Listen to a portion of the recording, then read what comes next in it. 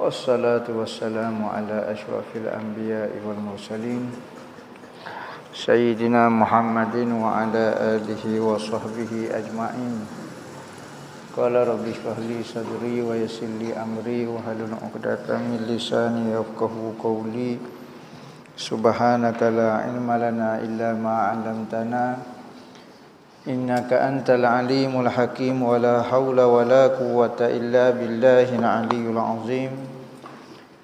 Nawaitu ta'lu wa ta'lim wa tazakkura wa tazkira wa nafa'a wal intifa' wal ifadah wal istifadah wal hasa ala tamasuki bi kitabillah wa sunnati rasulih wa du'a ila al-huda wa dalalata 'ala al-khair ibtigha'a wajhillah wa qurbihi wa sawabihi subhanahu wa ta'ala.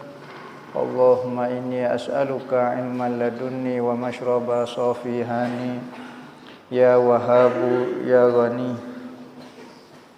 Qala al-muallif rahimahullahu ta'ala wa nafa'ana bih wa bi ulumihi fid dharain amin. Rabbi yassir wa la tu'assir wa tammim bil khair wa la haula wa la quwwata illa billahil aliyyil azim.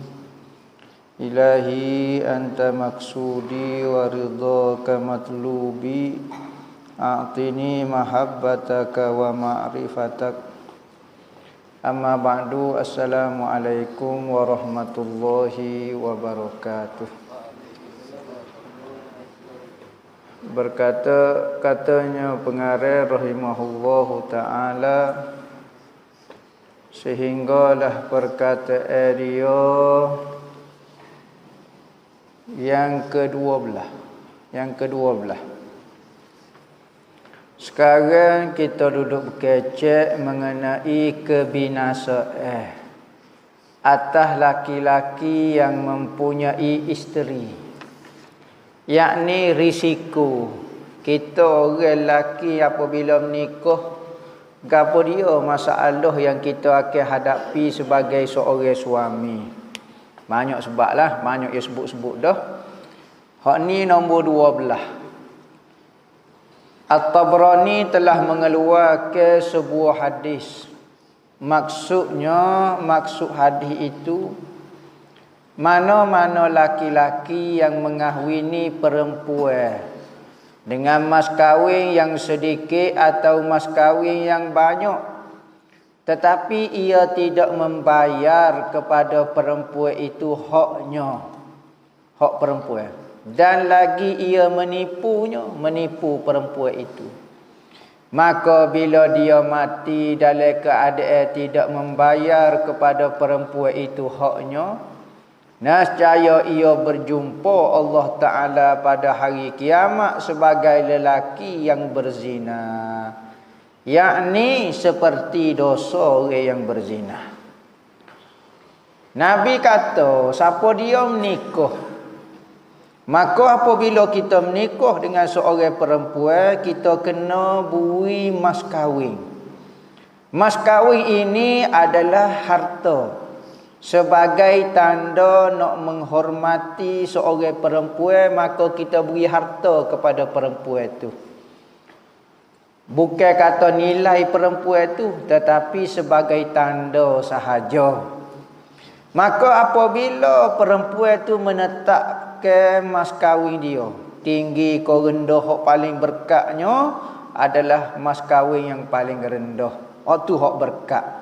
Tetapi kalau tak ada mas kahwin langsung, tak boleh pula, tak sah perkahwinan itu. Wajib kena bayar mas kahwin, asal saja benda itu dipanggil harta. Sekalipun sehelai sapu tangan, asal saja benda itu dikira bernilai, boleh jual, maka sah kita buat mas kahwin.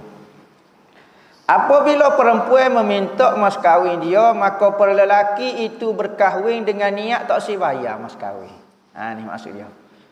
Mula-mula nak nikah 20,000 tak apa, hamba sanggup dari hati. Tengoklah aku dah nikah, aku malah bayar. Metok mahal-mahal sangat. 100,000 metok. Oh, hak jatuh ni, tak apa, kita bayar. Tapi hutang dulu. Menikah dalam hati tak ada pun nak bayar mas kahwin tu, tak ada dalam hati dia nak menunaikan hak perempuan tu, maka akhirat dia dibangkit sebagai lelaki berzina. Seolah dia tidak bernikah dengan perempuan itu, selama mana dia duduk dengan perempuan itu dikira zina. Dosa dia tu. Lelaki yang tak sah tunaikan hak mas kahwin, maka hukum dia seperti berzina dengan bini dia. Atas muka dunia tak apalah, dia tipu orang tak berasa. Mungkin dah janji dah nak bayar mas kahwin tapi nama hutang. Bini duk minta mana? Bayar janji nak bayar 20,000 nanti tak bayar ataupun bayar sikit ya apa dia. Kalau isteri itu tidak reda dengan hak dia, maka pelaki itu dosa dia seperti dia berzina. Tu dosa dia. Tapi kalau dia usaha dah nak bayar, dan ataupun dia minta izin daripada isteri itu, isteri kata tak apa Abah kita nak abel lagi, petih tu buat lolok ya. Tak apa. Isteri itu menggugurkan sendiri hak dia, tak apa. Tetapi kalau isteri itu tidak gugurkan hak dia, wajib suami itu kena bayar mas kahwin. Ni antara benda yang jadi masalah kepada lelaki. Kalau kita sanggup mas kahwin banyak, biasanya lah. Kalau mas kahwin sikit pun berhutang malu kat orang. 1,000 hutang. Malu 1,000 hutang.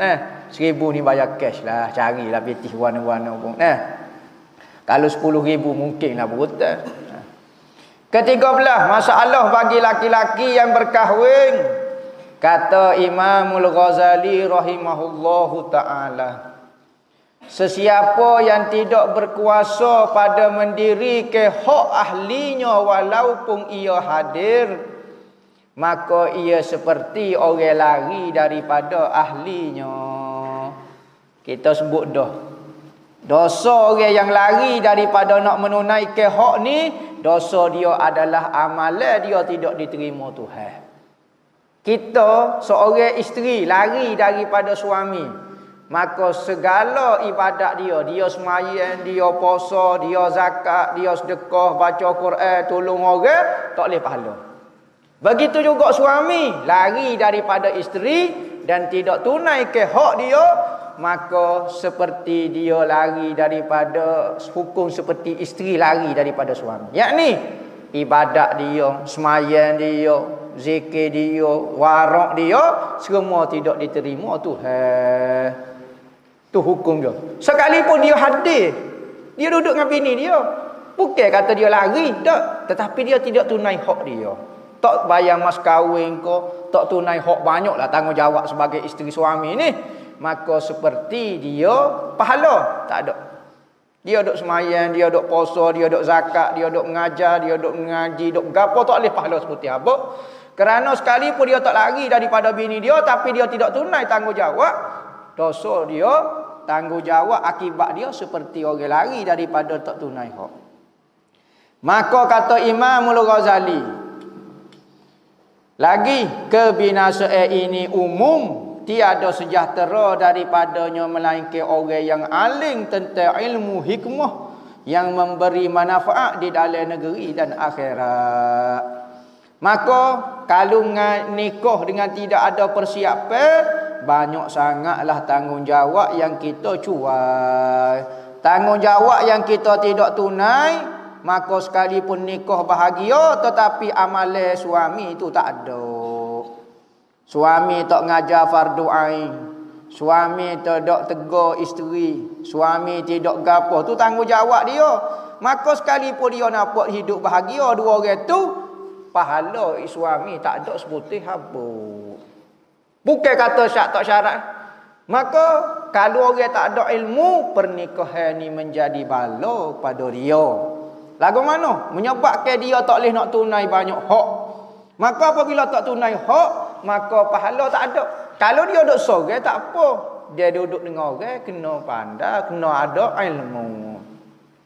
Serta mempunyai akal yang sempurna. Kalau tak mata, tak ada ilmu, tak ada gapo, masalah. Baik perangainya, mengetahui dengan mata hatinya adab perempuan. Kalau seorang itu tak pandai nak menguruskan perempuan, tidak biasa, reti nak mengarah saja, reti nak jadi diktator dalam rumah. Mu tak dengar kata aku mu deraka. Tu ya perkataan daripada awal nikah sampai akhir nikah. Dia tak tunai fardu ain tak cara. Dia tak wi ilmu agama kepada bini dia tak cara. Dia tak wi gani kepada anak dia tak cara berapa. Ya reti ayat lawan yang berdosa. Tu ya daripada awal apa akhir. Dia sendiri semaya tak tahu berapa.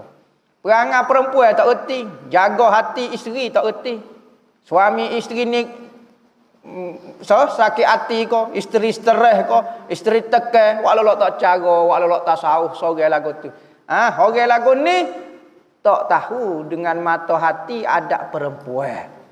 Maka perempuan itu kita kena selami perasaan dia. Menyelah biar masuk dalam perasaan dia.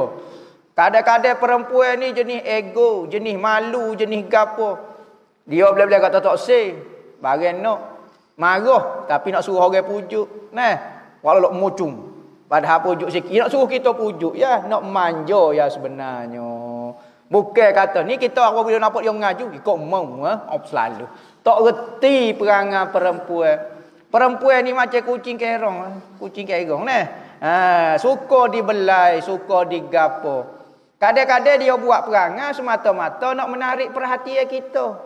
Mungkin kita kurang beri perhatian kepada dia, maka kita klik rumah dia buat perangai. Supaya kita ambil cakna, tanya mengenai keadaan dia. Dia kurang apa? Kasih saya, belaya. Nabi pandai jaga hati isteri. Kadang-kadang Nabi nak bangun tahajud minta izin dengan tok lak bini. Tu Nabi besar sungguh. Kita tak buat lolah, moga ikut dia. Nak bangun tahajud minta izin dengan isteri. Tengok. Ambo nak bangun tahajud ni boleh ke tak gerak? Bapa gerak ambo tengah tidur. Pandai. Nabi nak bangun tahajud pun minta izin dengan isteri. Padahal tak wajib minta izin dengan isteri. Tetapi perangai Nabi memahami perasaan perempuan. Perempuan suka dimuliakan. Dan Islam mengajar memuliakan perempuan. Islam perempuan suka dipelihara, dijaga. Kita jaga dia, kita pelihara, kita apa dia? Sharing is caring apa dia? Orang carry is caring apa dia tak tahu dia. Maknanya kita sentiasa kata tunjuk perhatian, belayar kepada dia. Tak apa. Tu kita kena tahu adab perempuan. Kalau dia ngepek beran, kita jangan jawab. Ni sama naik. Kita jawab, ni jawab, akhir sekali bala. Perempuan lagu tu ya. Kalau dia nampak serabut sikit, WPT 10,000, main kita gerak maiding, senyap selalu. Lupa selalu penderitaan selama ni kerana nampak mayide. Lagu tu. Perempuan kita kena pandai main angin. Kalau dia nampak marah sikit perut, Allah gelemah hok berat sekelo juga. Allah dia habis susah-susah. Tain kita tak ada PT. Tain ujung-ujung bulan tak ada PT. Tain kita molek. Ya suara dia lagu lain lalu. Tain kita mula-mula boleh gaji. Ada PT. Banyak belanja baik panggil abel. Bel kita tu panggil bel. Tain kita tak ada PT. Tain kita tak belanja dia. Bel tu tambah wok. Bewok jadi. Nama bewok jadi. Nama dia panggil bewok pula kita. Gitu biasa ya tu. Jadi kita jangan diktator sangat, jangan buat perempuan suruh jadi laki-laki. Hati perempuan tidak akan sama sekalipun. Hati perempuan boleh jadi keras, boleh jadi tegas, boleh jadi seorang yang berani, seorang yang berjiwa besar. Ya, tetapi dia akan jadi jiwa besar dan kental dengan perangai perempuan. Nak jadi supaya panggil laki-laki tak boleh dia. Dia buat selamba. Orang lelaki boleh buat kerja lagu tu. Orang tino pecah kepala selalu. Kalau anak-anak tak dengar kata, orang tino berjerit selalu. Kita jatuh ikut mau nak jadi berapa dia. Pok dia. Anak dia kata, anak kalau ada masalah dengan mak kat, Allah mak lah ni. Dia nak kecek mak dia. Mak masuk sedap. Lupa dah orang tino. Allah mak masuk kalau kena gula mak kat tak elok. Lupa dah dia nak marah ke anak dia. Tapi kalau orang jatuh, pok kita. Kita nak kecek supaya mak kita. Oh, kata abah sedap sambal gini. Abah kata sambal sedap. Ya pun ambil katok dengan piring sambal atas pala. Ha tu jatuh lah tu. Tak sedar tipu aku mudak main ni sedap, sedap. Ha cuba pak atas muka. Sallallahu gitu nah. Ha orang jatuh lain. Orang tino lagu lain. Maka kalau nak menikah sore kau ramai kau kena pandai layan perasaan dia. Nah, biar jadi seorang laki-laki yang perempuan tak boleh marah. Tak boleh marah hamba. Pak tolu telanjut tok lelaki hamba ni. Hamba buat gini, buat sokor, selok hamba tak ada nak marah. Sari pula tak ada sokor ke dia saja. Nah, dia kena pandai main angin. Barang ni tak syarat isi benda, isi angin. Tak apa dah pung tu kuat. Nah, jadi beli pung kau mah. Serta ia sobat atas kejahatan lidah perempuan. Perempuan ni lidah dia, bisa. Sekali kena berdesing gitu. Dia urat sambal lada tu pedah dah. Lidah dia lebih pedah daripada sambal lada. Pedah. Kita kena sebutir pakai suak kenyai dah. Cukup. Kenyai. Kena sekali. Sambal lada dah 2-3 orang juga. Makan sekali pun pedah. Tapi mulut perempuan kena secubit tu cukup dah. Kenyai. Pakai kenyai dah. Makan nasi baik nampak sambil lapar. Kenyai dah. Kenyai dengan perkataan awak. Kenyai dah. Kenyai sungguh. Pada kena sepatah ya. Pakai sedara lagu tu. Dan berhenti daripada mengikut syahwat perempuan, yakni tiada diikut ke kehendak perempuan itu, melainkan ia selari dengan syariat. Dia orang tino ni tabiat dia banyak ikut perasaan, banyak ikut nafsu, banyak ikut emosi. Kita orang jatuh Tuhan lantik sebagai ketua kerana kita banyak ikut ilmu, ikut akal, pertimbangan kita lebih jauh daripada diri dia. Maka kita jangan hok bijak ni jangan duk ikutlah perangai orang tino. Sebab itulah katanya ulama, siapa yang bergaul dengan perempuan mewarisi nafsu. Ikut nafsu semacam. Kalau orang minat ikut saingan perempuan, suka ikut nafsu. Siapa dia yang banyak bergaul dengan budak mewarisi kebodohan. Pakai serba besar duk main jelan. Macam bodoh pula. Tuai aling tapi duk main dengan budak-budak. Tiap-tiap hari duk main dengan budak. Jadi tu jadi nampak bodoh kita. Mewarisi kebodohan. Saing dengan orang miskin mewarisi sifat qanaah. Kita duduk saing orang miskin, kita jadi dapat rasa cukup. Allah, saya ambo nak makan payah. Ambo boleh 10 hari ini cukup dah tu. Dan saing dengan orang kaya mewarisi sombong. Mewarisi tomok. Tengok orang kaya. Kita orang susah. Tapi saing orang kaya. Beli nak hok barang go mahal-mahal. Barang branded. Pitih tak ada. Tapi kerana saing suka dengan orang-orang lagu tu, maka mewarisi sifat tidak bersyukur dan tomok. Lagu tu. Serta ia berusaha menyempurnakan dengan hak perempuan yang lazim atasnya, sebagai tindak balas daripada kesalahan perempuan atasnya. Serta ia memelihara dan menjinakkan dengan akalnya tabiat perempuan, yakni ia tahu memujuk perempuan dengan bicara akalnya. Jangan guna hukum hakal sangat, kerana berapa banyak hukum hakal kita sendiri pun tidak ikut. Tetapi kalau bak orang nak suruh ikut sangat, untuk awak banyak excuse. Banyak alasan, banyak sebab. Untuk orang lain awak tak boleh terima kau sebab untuk orang lain. Maka kita royak dah, jangan dak royak kata, mu tak tahu kau hukum akal benda lagu ni. Jangan main hukum akal sangat. Tapi gunakan akal dalam berbicara dengan perempuan. Gunakan perkataan yang manis sekalipun nak marah berketuk tu. Allah comelnya, ya Allah berkatnya walinya bini hamba. Tekan dah nak marah dah biar pul tu bik perkataan lagu tu. Jangan guna hukum hakal, jangan guna kuasa sangat. Bicara dengan akal. Perempuan ni kena banyak selutuk dengan dia. Panggil dia, jangan malu ke dia di hadapan anak-anak dia. Jangan kata dia bodoh, jangan dia kata dia tak cerdik, jangan kata dia tak boleh. Jangan kata malu ke dia di hadapan saing-saing dia. Jangan malu ke dia di hadapan adik-beradik dia. Jangan malu ke dia di hadapan mak dia. Ni kita duk oyak. Mek, ke mana mek? Tak uti masuk ni anak mek.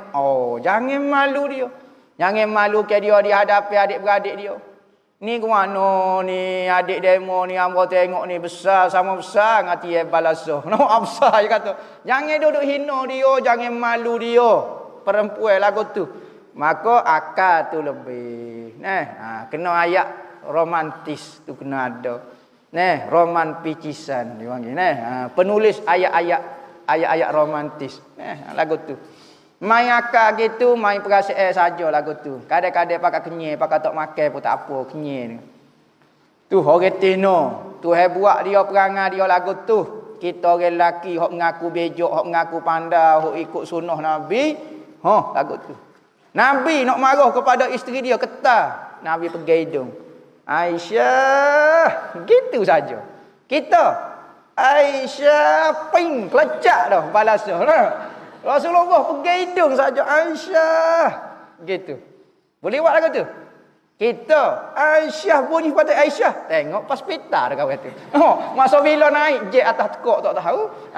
Pandai Nabi. Nak jadi tok lelaki tu antara risiko kita sebagai suami. Jangan dok koyak nikah ni sedap saja. Time sedap lah. Time tak sedap barulah kita kena guna akal. Tu risiko tu. 14 kata dia, sesungguhnya ahli dan anak itu perlu dibimbing. Tanggungjawab suami. Ramai suami sekarang tidak tunai tanggungjawab. Isteri dia semaya tak betul, dia tak ajar tegur. Mula-mula nikah dia tak tanya, awak semaya lagu mana? Dia telah baca Fatihah depan saya. Apa telekung nampak sengih lagu ni, nampak lagu apa semua maya berapa? Ni kata tekuk, dia benar ke buka muka. Kau panggil muka ni. Ada, lepas tu boleh buka kau tanya semaya. Tak boleh bang. Pakai sini semaya. Tengok dia ambil air semaya. Cuba ambil air semaya depan abang nak tengok lagu mana. Ambil semaya lagu ni, mengaruk lagu ni. Ni. Rambut-rambut celah ni kan kawasan wajib. Waktu ubik semua basuh gitu. Apa awak tak basuh pas semaya lagu mana? Mandi junub awak mandi lagu mana? Mandi pakai air hujan. Jangan kena duduk cakoh. Kena duduk cakung. Tai nak basuh sebelah bawah tu kena duduk cakung. Lepas tu awak nak bangun cacah tak apalah. Kena royak sosok. Gapo dia? Ilmu akidah betul. Kau dok awak percaya ke Tuhan, percaya kepada malaikat, kena tanya. Kena ajar. Jangan menikah nak tanggungjawab tak saya buat. Bukan tanggungjawab ni wi makan nasi saja, wi minum air saja, wi rumah dan pakaian saja. Ilmu dia fardu ain dia kena cara juga. Bukan kata isteri, anak-anak pula. Kalau boleh anak, lagu mana fardu ain dia. Lagu mana ibadat dia, aurat-aurat. Supaya mereka ingat kepada Allah dan menjalani jalan akhirat serta berbuat ketaatan dan ibadat serta hadir hati kepada Allah Ta'ala. Kena jaga anak kita nampak lala, nampak gapo dia. Nampak ilmu ni. Abah tengok berzikir pun duk. Ada sebeh tak? Sebeh tak ada. Abah nak berzikir lah ke mana? Cari kat sebeh. Biar ada sebeh boleh berzikir. Tengok anak kita baca Quran 11 hari pun tak apa dah. Tengok. Tapi ramai orang nak menikah. Tapi tak ada nak tunai. Rasa lepas kodok dengan Tuhan. Jawapan tak ada. Jawapan tak ada nak cara. Saya cari nafkah lagi. Nak menikah sangat.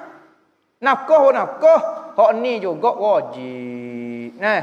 Ada orang dah lah hak ni tak cukup dah. Nafkah pun tak cukup juga. 2-3 tindak. Tetapi ia sibuk dengan menuntut ke dunia galik doak kerja cari makan untuk hak zahir saja. Dan membanyakkan urusan kehidupan bagi segala anak dan ahlinya dan menghimpunkan harta dan simpanan bagi mereka. Duk cari harta, duk cari tanah, duk cari duit, duk cari kenderaan, duk cari kemewahan kepada anak isteri, tetapi fardu ain dia tak bui. Siapa dia salah? Suami. Tu risiko.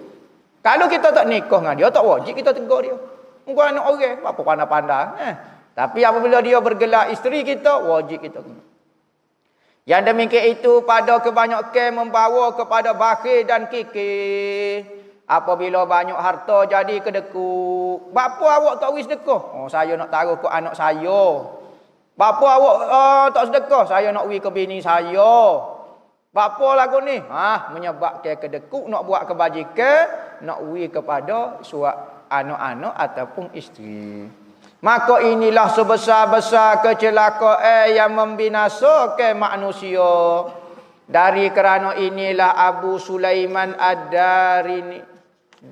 Ad-Darani rahimahullahu ta'ala berkata, Ma syaghalaka 'anillah min ahlin wa malin wa waladin fahuwa 'alaika zammun.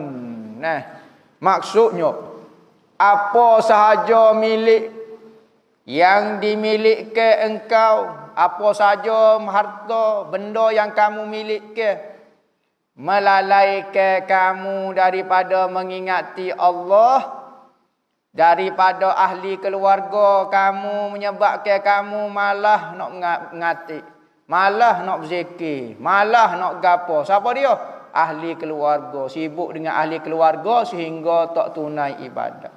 Harta benda, galik duk kupu harta benda menyebabkan tu tak boleh nak tunai tanggungjawab. Dan anak pinak. Nah, kerana saya ko anak tak tegur anak. Tak royak sepatah.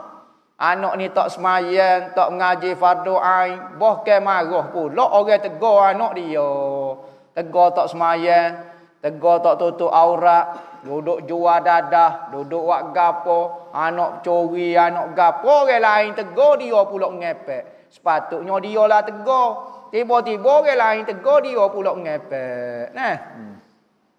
Maka ia membawa kecelakaan atasmu semua. Benda yang kamu miliki yang menyibukkan kamu daripada Allah, sama ada ahli keluarga, isteri kamu, harta kamu ataupun anak kamu, semua itu benda yang mencelakakan kamu berlaku. Seperti firman Allah Ta'ala, Ya ayyuhallazina amanu la tulhikum amwalukum wala auladukum an zikrillah. Wa man yaf'al zalika faulaika humul khasirun.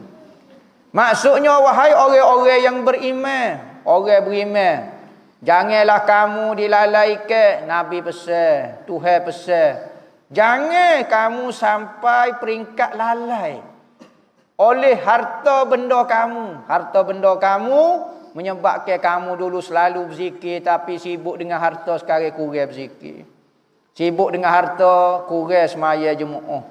Sibuk dengan harta kurang bangun tahajud. Dan anak pinak kamu, saya ke anak pinak menyebabkan kamu terkoci mulut nak tegur anak. Anak tak mengaji, anak mengaji Wahabi, tak tegur belaka. Anak tak tutup aurat. Daripada nak ingat Allah, sama ada ingat melalui pengajian, ingat melalui zikir, ingat melalui ibadat, benda-benda ini tak boleh buat kerana ada anak isteri. Dan bagi siapa yang berbuat demikian itu, yakni orang yang lalai dengan suami, dengan isteri, dengan harta, dengan anak-anak, maka mereka adalah orang yang rugi pada hari kiamat. Rugi hari kiamat ni lah sebenar-benar rugi. Pada masa itulah kita akan rasa tak tahu nak buat lagu mana. Rugi perniagaan dengan Allah. Tuhan kata perniagaan paling untung adalah nego dengan Allah. Wallahu a'lam.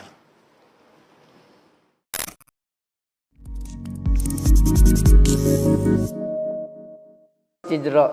Dan orang yang tidak terkena istidrak, macam mana nak tahu dan apa bezanya ustaz? Istidraj adalah benda-benda pelik yang berlaku kepada orang fasik. Maka benda pelik ini tidak sepatutnya bagi orang melihat kehebatan Tuhan, kelebihan yang Tuhan beri kepada diri dia. Pintar dia dalam mengaji, dia boleh mengaji ambil pakak tinggi-tinggi, boleh jadi PhD, boleh jadi profesor. Patut benda itu semakin bersyukur, semakin menghampirkan diri kepada Allah.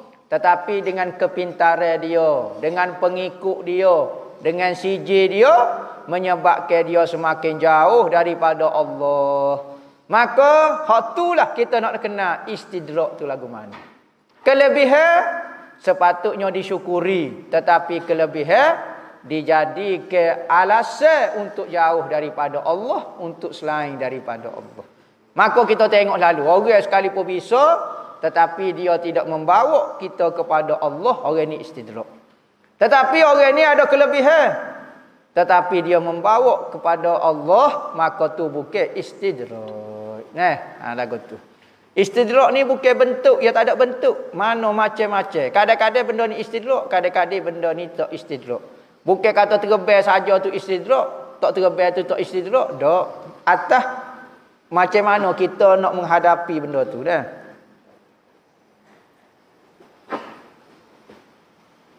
Ustaz ana ada mimpi jumpa ustaz. Sudah. Bila ana nak salam dengan ustaz, ustaz macam tak salam dengan ana. Apa tu? Tak tahu ana. Mana tahu mimpi demo lah ke mana dah. Tak tahulah ada masalah gapo dia. Benda-benda mimpi ni kita tidak tahulah. Gapo dia maksud secara pastinya. Jarang orang boleh mentadbir mimpi secara tepat. Antara nabi yang diberi mukjizat takwil mimpi itu menjadi tepat, Nabi Allah Yusuf alaihi salam. Dia mentadbir mimpi seolah-olah jelas. Dia boleh royak sosok benda tu akan berlaku melalui mimpi. Berarti mimpi itu boleh ditakbir. Ya. Bukan kata mimpi ni saja tak ada kaitan dengan kehidupan, tidak ada kaitan dengan takdir kodok-kodok Tuhan. Bahkan ada mukjizat dipanggil mukjizat mentadbir mimpi. Kita orang manusia biasa ni payahlah. Ada kemahiran dia tapi tak ramai. Ustaz lagu mana adat nak pergi ziarah tok guru di pondok bagi orang awal. Pertama, jaga pakaian kita. Kerana kawasan pondok itu adalah kawasan orang jaga aurat. Pertama, jaga pakaian lelaki ataupun perempuan. Kedua, jaga mulut kita. Jangan kecek supaya kedai kopi. Kecek benda yang perlu. Kecek hajat kita saja. Jangan buat style pandai pada orang menyapuk kau ni, hok ni. Edok. Pandai-pandai. Kita royak lagu ni, edok menagih ni. Jangan.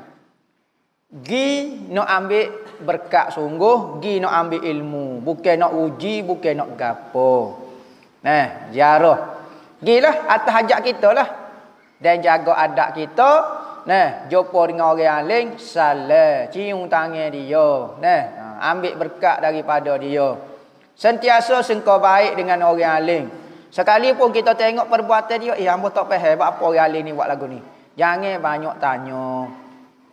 Kecuali lah kita nampak dengan pertanyaan daripada soalan tu dia tidak terasa hati. Saya nak tanya kau dok Kalau kita rasa takut dia benda ini kurang adab, tak usah tanya. Tapi kalau nampak dia nampak macam jawab tu, boleh kita tanya slow-slow. Jangan tanya macam Wahabi, tanya macam kita. Minta maaf kata tok guru, minta maaf babo kata hamba nak tanya ni. Lagu mana perbuatan lagu ni kau cek jelas-jelas Jangan mari supaya nak lawan orang dah. Mari tu niat tak siap ambil berkat dah, tak ada keberkatan. Hak berkatnya ada di siji saja. Berat lagu tu Jadi tu antara adat ziarah tu guru pondok.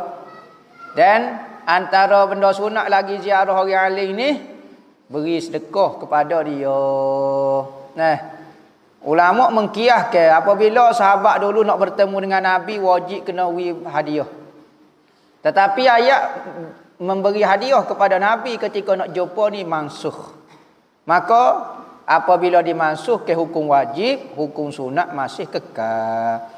Maka apabila zaman Nabi tak ada, orang hak sahabat saja ada, tabi'in nak jumpa sahabat, maka tabi'in bawa hadiah. Tu antara benda sunat yang mesti kita buat. Bukan orang alim tu nak hadiah kita, tetapi ini adalah adab kita. Kalau kehidupan tidak ada adab dan peraturan, nescaya hancur binasalah. Patut kita kata munggo tok guru alim, patut tok guru lah sedekah kita. Tak ada adab lagu ni kecek. Berarti menyalahi adab. Adabnya murid beri hadiah. Murid hormat pada tok guru. Tok guru ke alim, tok guru kata sawah, tok guru lah patutnya cuci kolah. Tak ada adab lagu tu. Bukan kata dengan sebab tawaduk nak cuci kolah, tak jadi tak ada adab. Patut murid yang berkhidmat, bukan guru yang berkhidmat. Kalau tidak, kat Rasulullah habis cara kepada sahabat dia. Tak, sahabat buat lagu mana kepada Rasulullah. Maka ulama buat dah. Adab orang biasa dengan orang alim lagu ni tanggungjawab dia. Orang alim tu ikut dia lah. Dia niat apa dia, kalau dia salah dia dengan Tuhan. Kalau dia betul dia. Maka orang alim ada adab pula dengan orang biasa. Maka sama-sama kena jaga adab dia. Nah. Ustaz nak tanya, kalau lepas baca doa iktidal, boleh tak kita tambah hamdan kasiran tayyiban mubarakan fih? Boleh, tak ada masalah apa. Sami Allahu liman hamidah rabbana walakal hamd mil as-samawati wa mil ardi wa mil ma syi'ta min syai'in wa ba'du. Amin min syai'in wa ba'du. Ahlas sana'i wal majdi ahaqqu ma qala 'abdu wa kulluna laka 'abdul la mani alima a'taita wa la mu'tiya lima mana'ta wa la rada liman qadaita wa la yanfa'u zal jaddi minkal jadd. Baca nak panjang sangat. No. Bawa tambah hamdan kasiran tayyiban mubarakan fi ni boleh, tak ada masalah apa. Tu antara doa-doa ketika iktidal. Jadi doa-doa ni pada setiap rukun ini kita baca ketika maya sorang. Kalau maya jadi tok imam jangan kau ya nak semaya panjang. Nak semaya tahajud sore bacalah doa 4 depa pun 3 ekar tanah pun logilah nak baca. Lagu tu. Ustaz, ada beza kalau tak baca doa tahlil si fulan binti ibu, si fulan binti bapa? Ada beza kalau tak? Gini. Ulama kata apabila seorang itu mati, kita nak ambil syafaat untuk diampun dosa. Maka tabiat manusia kalau nisbah kepada bapa itu takabur sedikit. Ada kebanggaan. Ni tradisi orang Arab. Kalau dia kecil anak ambo, anak pok ambo gini-gini. Tu nak tunjuk dia gana. Tapi kalau kata hamba anak orang mu ambo, menunjuk ke tawaduk. Maka ketika seorang itu mati, kita nak sebut nama dia dengan nama tawaduk. Maka nisbah kepada perempuan. Sebab tu Nabi apabila dia nak kecek tawaduk, apabila sahabat mari temu dengan dia dalam masjid, maka sahabat kata, oh dia Nabi. Nabi kata jangan kenalin. Ambo ni orang biasa. Ambo ni anak seorang perempuan biasa. Dia sebut perempuan. Sebab apa? Nak royak tawaduk. Tu kecek. Sebab tu kalau bak mati, orang disebut kepada ibu. Kerana lebih tawaduk. Doa kau tengok gapo kau hadiah pahala kau. Kedua, alan akhirat nasab dinisbah kepada ibu, bukan kepada bapa. Alan dunia nisbah kepada bapa, alam akhirat nisbah kepada ibu. Tu lagu tu. Tok Guru, saya umur 17. Saya ngaji di pondok 2 tahun dah. Lah ni tengah belajar kitab Safinah dan ngapa mata Jurumiyah. Tapi tak boleh ngapa mana. Sebab mikir nak nikah sokmo. Kalau saya boleh nikah dah, nak minta jasa baik Tok Guru jadi orang tengah. Kalau tak boleh lagi, mohon nasihat, terima kasih Tok Guru. Berat budak ni, mabuk air tapal. Ngaji Safinah tu nak nikah dah. Orang lain ngaji mahali baru nak nikah. Orang dulu apa dia? Mula-mula mengaji mutamimah. Ngaji mutamimah, ngaji ajurmiyah, naik lepas ajurmiyah, naik mukhtasar. Mukhtasar Jiddal, syarah kepada ajurmiyah. Mula nak menyasar, itu orang yang mukhtasar. Pah ngaji murni pula. Mula nak bini. Lepas tu bahaya iknak pula. Mula nak cari anak dah pula. Jadi masalah. Umur 17 ni kita nak kata lagu mana takut kita tak bersedia untuk berkahwin. Tetapi molek usia ni 17 berkahwin. Lebih-lebih lagi kalau buka kitab Safinah tak nampak Safinah dah. Nampak Safinah lain. Nampak kapal lain dah pula. Jadi masalah. Tak tahulah kata-kata ni kata-kata tak kenali ataupun kata-kata siapa dia, katanya tak kenali. Kalau mu ngaji mu tak faham nikah. Nikah mu mari ngaji semula, insya-Allah tak ada halangan tu. Kadang-kadang orang jatuh dia sumbat piuh tu je. Dia panggil hit dia punah gak. Nampak tak cakap betul timing angin jadi sedup. Pop. Jadi tak laju mana. Maka kalau lahas molek jadi molek insya-Allah. Patu orang kata ilmu mahzbuhun bainal fakhizainil mar'ah. Ilmu itu disembelih di antara dua paha perempuan. Oh, betul sungguh. Kerana binatang kalau tak sembelih tak masuk. Nah, hok jadi halal apabila kena sembelih. Maka apabila menikah ilmu masuk molek. Disembelih secara halal molek. Ha dah, kita takwil lagu tu. Nampak? Moga nak menikah ni kalau takwil kok lain memang tak menikah makan dah kita ni. Jadi tak ada masalah gapo dia, cuma amal makan benda masa. Masa dan sejuk. Ataupun makan luban arak, kemenyan arak tu, bubuh dalam air minum. Insya-Allah nafsu kita semakin kurang. Apabila nafsu kurang, maka bab perempuan pun kurang, maka kita boleh fokus kepada kita. Jangan kalau yang mari tanya gawa, tanya musim-musim sejuk, musim-musim hujan ke. Yang mari hatu kau tu tak baca ayat kursi lah kau ni Oh, tak ada telinga kau tu tak dengar kata. Tak dengar kata tak usah lah. Jadi kena kuat sikitlah. Kalau serah tak tahan telajak dah, nikahlah, tak ada masalah gapo. Ajur miyah lepas ni lah pekung lah kita dah nikah tak tahu kat mana lah lepas apa pada ni. Kerana tak semua orang bergantung kepada orang. Ada orang kuat iman, ada orang tak kuat, tak kuat, tak kuat. Jadi payah juga lagu tu. Ada orang tak ada masalah dengan perempuan. Tak ada masalah siapa dia menikah. Alhamdulillah tak ada pernah rasa dicuba dengan sekuat tu. Ada orang ni enggak sudah. Tak boleh sentuh sikit, jetak selalu. Ni masalah juga orang. Makan gapo dia tak tahulah. Apa amalan nak lindungi diri dan kedai daripada kita kena sihir yang datang tak putus-putus. Dah berubat dah pagar kedai ayat Quran sebelum niaga tapi tetap juga sihir tu mari. Gini, sihir ni banyak cara dia. Pertama, amalan menangkis sihir. Pagar rawatan lanjutan dia panggil. Antara rawatan lanjutan supaya orang tak sihir kita, jaga kita dengan Tuhan. Pertama, jangan buka aurat dengan mudah. Kita nak buka, nak salin kain, baca bismillahirrahmanirrahim, la ilaha illahu, sebut gitu. Baru buka pakaian, nak salin kau, nak gapo, masuk tandah kau gapo supaya jin tak gapo. Lepas tu sentiasa ada air semaya. Jaga semaya jemaah kalau boleh. Rajin baca la ilaha illallah wahdahu la syarikalah lahul mulku wa lahul hamdu yuhyi wa yumit wa huwa ala kulli syai'in qadir 100 kali lepas pada subuh. Tu amalan-amalan diri supaya diri tidak disihir. Amal ke sembahyang sunat duha. Amal ke sembahyang gapo dia sembahyang hajat. Amal ke baca yasin, amal ke baca ayat kursi. Tu antara amalan-amalan supaya kita amal supaya tidak kena sihir. Makan buah tamar 7 biji, tamar aliyah kau, tamar ajwah kau boleh belaka 7 biji, Nabi kata selamat daripada sihir. Jadi sihir ni kalau kita lalai itu lagu itulah dia mari Adakah rambut wanita yang gugur itu aurat? Adakah wanita perlu mengutik setiap helai rambut yang gugur di rumah sendiri jika khawatir rambut itu dilihat oleh ajnabi? Ya, kaedah dia setiap anggota yang haram dilihat ketika bersambung, haram juga dilihat ketika terputus. Okey, rambut perempuan ni kalau dia di rambut di kepala dia haram tengok. Maka kalau dia gunting, dia tunjuk kita haram juga. Macam lelaki misalnya. Okey, cukur. Masuk bilik air cukur. Lepas tu orang lain masuk nampak adalah stambu ni. Misalnya, Allah, gapo dia ni? Nampak? Tak tahu kok sih. Maka benda ketika bersambung boleh tengok ke tak? Tak boleh tengok. Maka kalau kita tengok ketika bercerai pun haram juga. Lagu tu lah.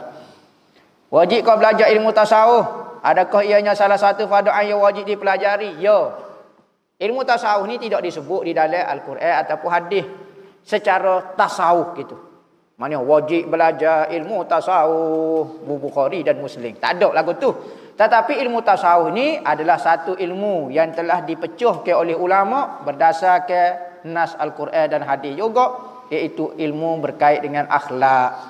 Maka Nabi juga menekankan mengenai akhlak di samping mengenai akidah, mengenai hukum hakam, ibadat, syariat pun, maka akhlak pun lagu tu.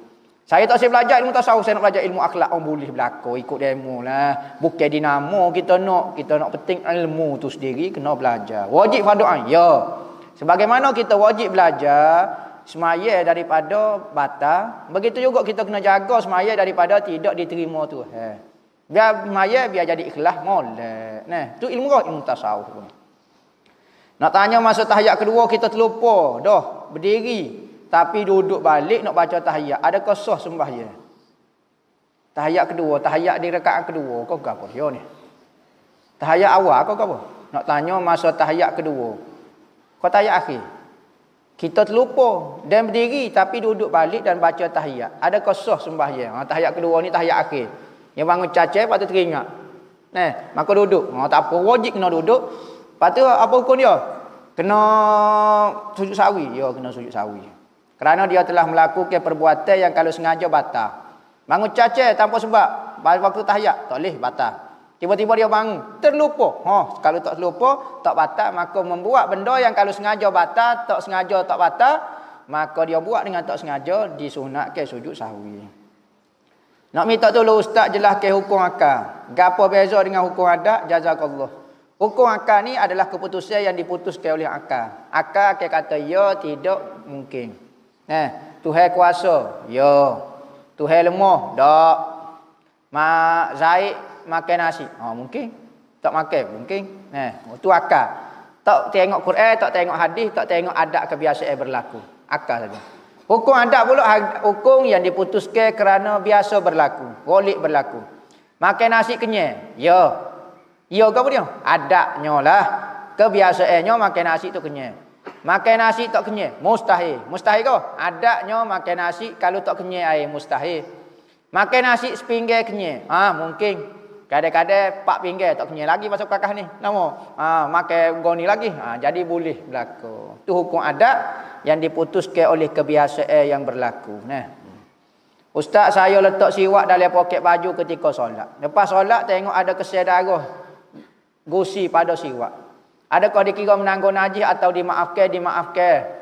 Benda darah sendiri sedikit dimaafkan. Jarang disiwak penuh air. Akak darah titik tak bukan lagu tu. Waktu bukan siwak tu kekuh jari sendiri. Kalau siwak sikit sangat darah tu dimaafkan hukum dia. Lebih-lebih lagi darah kita sendiri. Sebab tu setengah mazhab kata makruh bersiwak ketika nak sembahyang. Kerana menyebabkan takut luka gosip. Dalam mazhab kita sunat bersiwak ketika nak sembahyang. Kita bukan melihat takut-takut dak sunnah Nabi. La amartuhum bisiwak inda kulli salatin. Ada riwayat kata dak makruh. Kalau boleh jaruk ke sikit. Nak siwak tu takut ada luka kita boleh khomo lalu. Menurut mazhab kita sunat ketika dekat nak sembahyang. Ustaz, saya nak tanya berkenaan ibadah akikah anak. Confuse pun ya. Betul kok akikah hanya haiwan kambing biri-biri, haiwan jenis kambing saja? Salah. Kalau binatang mesti lembu asal berkaki 4. Lembu boleh, unta boleh, kambing boleh. Afdalnya kambing biri-biri. Kerana Nabi sembelih akikah bagi Sayyidina Hasan, Sayyidina Husain, kambing berwarna putih bertanduk. Comel. Maka sembelih dengan kambing afdal. Nak ambil lembu segi pun sah, tak ada masalah apa. Tak boleh lembu yang dikongsi ramai-ramai macam ibadah korban. Tak juga. Kambing lah moleknya. Tetapi nak ambil lembu boleh. And lagi satu, kalau buat akikah dengan akikah center. Apa nama rimah pula ni? Kita just transfer duit and dia orang urus ke ibadat akikah dekat Mekah. Boleh ke? Nama kecek ni. Orang panggil orang Melayu nak kecek Inggeris lagu ni lah.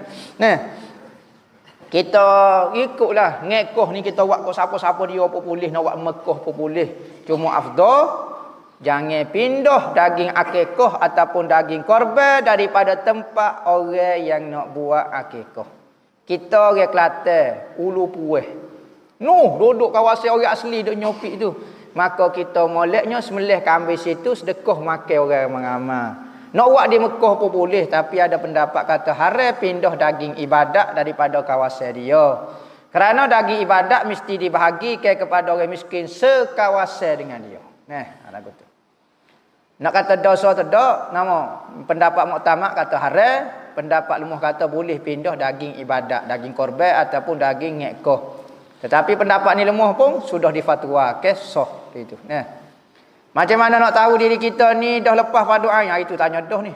Dan apakah kalau belajar melalui live seperti ni boleh lepas fardu ain? Loh lah. Dia mau nak ngaji-ngaji ko, nak ngaji dengan hatu ko, asal boleh kenal Tuhan, asal betul ibadah, asal hati jadi betul. Akidah kita dengan Tuhan betul. Ibadat kita buat tiap-tiap hari semaya ke puasa ke mandi junub ke beres. Okey. Dan hati kita bersih. Tak ada perasaan mazmumah tu lah. Deki ke apa dia. Okey beres. Awak ngaji ke apa dah? YouTube ya. Okey lepas tak ada masalah. Apa? Lagu tu.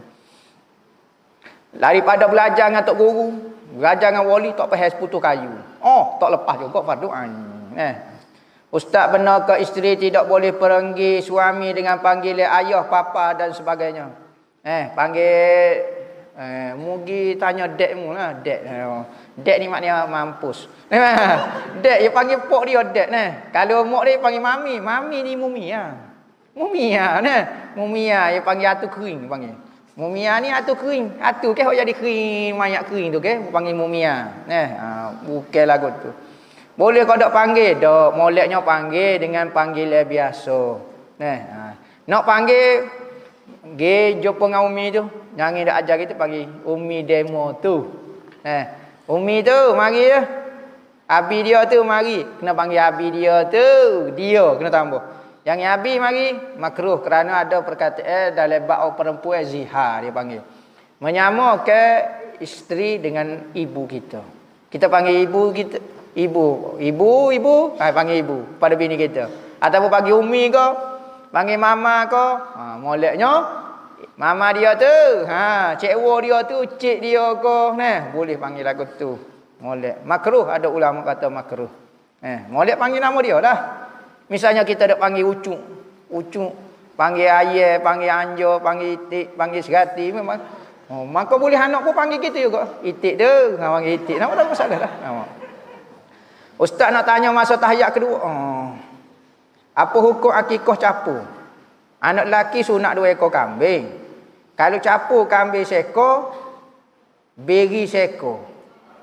Boleh ke ustaz? Boleh, tak ada masalah apa. Kambing 2 ekor moleknya. Jadi kambing ni ada 2 jenis.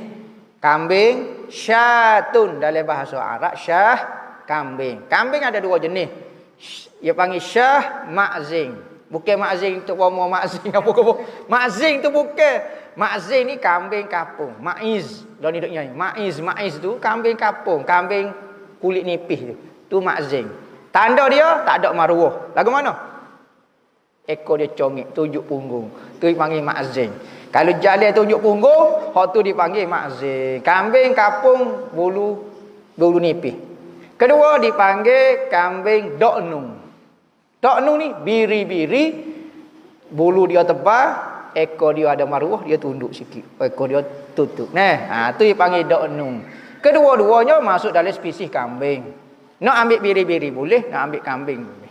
Afdalnya biri-biri. Molek lagi kibah. Tahiyat akhir masa syahadah tu. Asyhadu anna Muhammadar Rasulullah.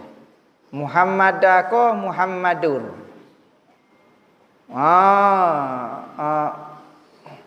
Muhammadur. Thank you ustaz. Asyhadu anna Muhammadar Rasulullah ke asyhadu anna Muhammadur Rasulullah. Sudah. Anna ni ising anna, Muhammad ni ising anna. Maka dia bagi hatah. Apa dah? Ka'anna an laitalakinna la'ala ka'anna aksu malikana min amal. Kata Alfiyah kata. Anna ni beramal dia akah kepada kana. Kana ropok ising nasak koba. Kalau anna nasak ising ropok koba. Maka anna Muhammadan ni ising anna lah. Muhammadar Rasulullah. Kalau baca Muhammadur, kamu nak baca Muhammadur mana? Wa anna Muhammadur Rasulullah. Soh. Tak ada masalah apa. Kerana baca dia dari sudut nahwu sahaja. Merubah ke makna? Tiada. Soh. Tetapi baca dengan betul lah. Ajar baca dengan betul. Iaitu anna Muhammadar Rasulullah. Yang anna Muhammadan Rasulullah. Tu berat lagi. Muhammadar Rasulullah. Idgham bila gunnah memasukkan nun ke dalam ra Muhammadar tanpa gunnah. Jangan Muhammadar jadi getar nak hidup semua tadi. Muhammadar Rasulullah. Wallahu a'lam. Ikhlas zahir batin wa ila hadratin nabi.